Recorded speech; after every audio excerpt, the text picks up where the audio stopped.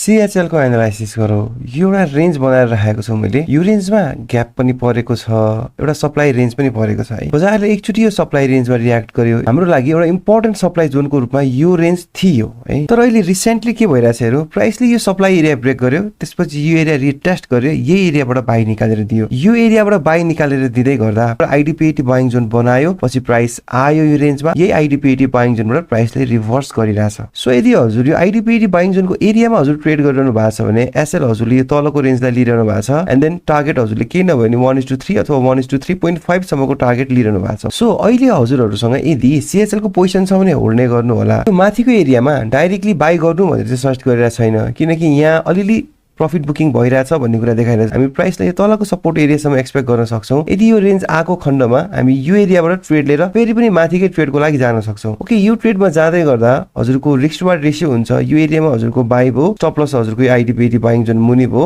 And टार्गेटको लागि हजुरले risk reward 1:3 सम्म लिँदा बेटर हुन्छ।